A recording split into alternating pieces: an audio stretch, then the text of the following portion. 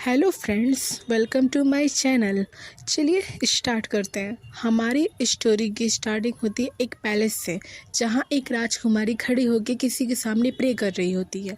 राजकुमारी बोलती है, ओ mister dragon, मैं आपकी सारी शर्तें मानने को तैयार हूँ, कृपया आप मेरे लोगों को छोड़ दें।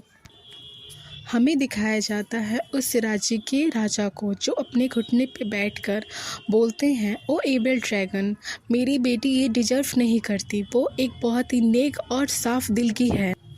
और फिर राजा और ड्रैगन के बीच में एक एग्रीमेंट होता है। राजा बोलता है कि मैं 10 साल बाद आऊँगा, फिर अपनी बेटी के बदले तुम्हें 10 टन सोना दूंगा, फिर अपनी बेटी को लेके जाऊँगा। राजा और मिस्टर ड्रैगन के बीच ये कॉन्टैक्ट होता है। फिर राजा ने अपने मन में सोचा कि मैं 10 साल में 10 टन एक सोना कैसे इकट्ठा कर सकता हूँ। मेरे लोगों को कितना कष्ट सहना पड़ेगा इन 10 सालों में। और फिर हमें दिखाया जाता है वहाँ के लोगों को, जो अपनी राजकुमारी के लिए काफ़ी दुखी होते हैं। और फिर हमें दिखाया जाता है कि 10 साल बीत चुके हैं और हमारी राजकुमारी वापस लौट आई होती है। और फिर हमें दिखाया जाता है उस ड्रैगन को जो आसमान में उड़ रहा होता है। और फिर हम देखते हैं एक पर्सन को जो पैलेस के ऊपर खड़ा होता है और वो बहुत ज़्यादा साइन कर रहा होता है। और फिर उस पर्सन को देख के ड्रैगन की आंखों में चमक आ जाती है और वो प्रिंसेस को नीचे रख देता है और उस पर्सन के पास जाके उसको ग्रैब कर लेता है। और ये देख के प्रिंसेस कंफ्यूज हो जाती है और फिर उस पर्सन को लेकर ड्रैगन उड़ जाता है। और फिर उस ड्रैगन के पास से एक पेपर गिरता है, जिसे राजकुमारी पकड़ लेती है, जिस पेपर में लिखा रहता है, जिसमें ह्यूमन लिखा रहता है, मैंने राजकुमारी को पकड़ लिया है, अगर तुम्हें चाहिए तो 10 टन सोना दे। और राजकुमारी उस पेपर को गुस्से में फेंकती है और बोलती है, स्टूपिड क्रिएचर। उस लेटर में रहता है, क्या उसने किसी और को मेरी जैसी खूबसूरत लेडी समझ लिया? और राजा उसी लेटर को उठाते हैं और पढ़ते हैं और उनकी आंखें खुली की खुली रह जाती है। और फिर राजा अपने मन में हंसते हुए सोचते हैं, ओ माय गॉड, मेरा सोना बच गया।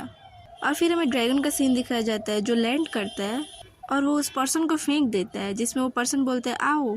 और फिर वो पर्सन बोलता है, रुको, ज़मीन पर नहीं, मुझे अपने बिस्तर पर लिटाओ, जेंटली प्लीज़, स्लोली। और फिर वो बोलता है, मैं बहुत डर गया था। और फिर ड्रैगन सोचता है, उसने जो छोटी चीज़ पहनी है वो बहुत ज़्यादा शाइनिंग और ब्यूटीफुल है। और फिर उस पर्सन को दिखाया जाता है जो बहुत ही कंफर्टेबली लेटा रहता है और फिर बोलता है, क्या क्या तुम अपनी नज़रें मुझ पर से हटा नहीं पा रहे हो? और फिर ड्रैगन बोलता है, यहीं पे रहो जब तक तुम्हें कोई आगे बचा ना ले। और फिर वो पर्सन अपने मन में सोचने लगता है, ही मैंने उन सभी शूरवीरों से छुटकारा पा लिया है जो लड़ सकते हैं, और मैं उस बेवकूफ़ चर्च से तंग आ चुका हूँ, और अब मैं पादरी नहीं बनूंगा। फिर हमें चर्च को दिखाया जाता है और फिर हमें एक कपल को दिखाया जाता है, जिसमें वो पर्सन बोलता है, रूथ, मैं फादर इबोर से कुछ बात करना चाहता हूँ, क्या तुम बाहर इंतज़ार कर सकती हो? और फिर वो लेडी बोलती है, श्योर डार्लिंग।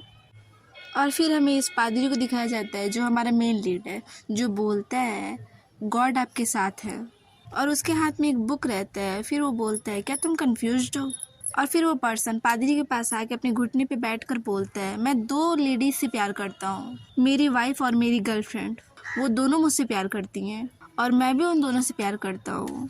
और फिर ये पादरी सोचते हैं अपने मन में, डैम, ये डफर कपल्स।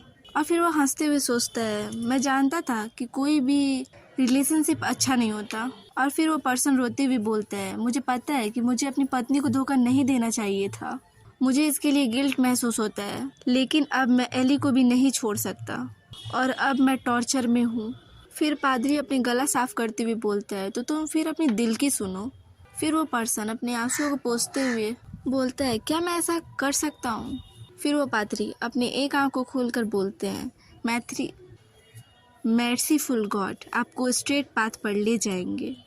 और फिर वो आदमी वहाँ से हंसते हुए आता है और उस लड़की को गुड बाय बोलकर बोलता है कि फिर मिलेंगे रूथ, मुझे अभी जाना है। और फिर वो लड़की बोलती है, हे जैक।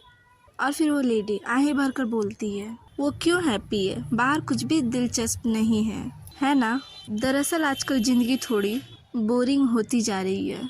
फिर ये पादरी बोलता है, आज शाम को टहलने के लिए बाहर जाओ और 20 मिनट में घर लौट आओ, शायद कोई मेहमान आ जाए। और वो मुस्कुराने लगता है। फिर हमें नेक्स्ट डे दिखाया जाता है। फिर हमें दिखाया जाता है ये उन दोनों का मैरिज करवा देता है और बोलता है इसकी इच्छा के अनुसार गॉड की उपस्थिति में जैक और रूथ का मैरिज समाप्त होता है मई 20/120 को।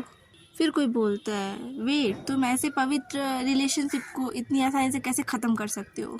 कोई बुढ़ाऊ रहता है जो बोल रहा होता है। फिर वो बुढ़ाऊ बोलता है फादर इबोर, ये हमारा कर्तव्य है कि हम उनके मैरिज को सुलझाएं और उन्हें एक साथ रखें और आपको उन्हें शांत करनी चाहिए और उनसे बात करनी चाहिए। फिर वो फादर बोलता है लेकिन मैं रूथ को उसे माफ़ करने के लिए नहीं बोल सकता, क्या मैं ऐसा कर सकता हूँ। फिर वो बुढ़ा गुस्सा हो जाता है और अपनी लाठी को पटकते हुए चिल्लाकर बोलता है ऐसा लगता है तुम गॉड के पवित्र सीक्रेट मैसेंजर बनने के लिए उत्सुक हो रहे हो। ठीक है, तुम्हें वो मिलेगा जो तुम चाहते हो। फिर वो बुढ़ा बोलता है डिकन्स, हमारे नए सीक्रेट मैसेंजर को नहलाया जाए और उसे नए वस्त्र पहनाया जाए। और ये जो पादरी रहता है वो एकदम शॉक्ड हो जाता है और बोलता है नो सीक्रेट मैसेंजर। और फिर कुछ लोग उसे ले जाकर नहला रहे होते हैं। सीक्रेट मैसेंजर पर नहाते और सोते समय भी नज़र रखी जाएगी।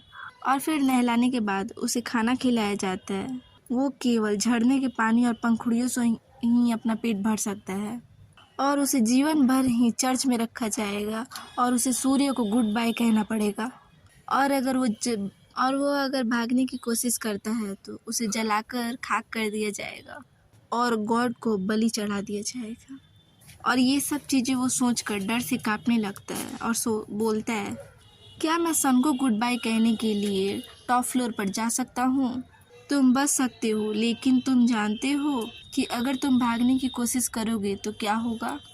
जब से मुझे सीक्रेट मैसेंजर के लिए कैंडिडेट चुना गया है तब से मैं अनगिनत भागने की प्लानिंग बना चुका हूँ और ये इनमें से भी एक है। और उसे टॉप फ्लोर पर ले जाया जाता है। 10 साल पहले ड्रैगन को सोने और डायमंड से प्यार था और उसने रॉयल फैमिली से कहा कि वो आज राजकुमारी को लेने आएगा। लेकिन सच तो ये है कि ड्रैगन को चमकने वाली चीज़ें पसंद है और वो ब्यूटीफुल राजकुमारी को पहचान नहीं पाता। और वो टॉप फ्लोर पर जाकर यौन लेते हुए बोलता है आई लव सनी डेज। और उसके बगल के जो फादरी रहते हैं वो इमोशनलेस होकर देख रहे होते हैं। इसीलिए मैंने अपने सुंदर सुनहरे बाल नहीं काटे, इसीलिए मैं ड्रैगन को अट्रैक्ट करने के लिए अपनी ज्वेलरी को हिला रहा था। और ड्रैगन ने मुझे देख भी लिया और ड्रैगन ने सचमुच मुझे प्रिंसेस समझ लिया और मुझे ले गया।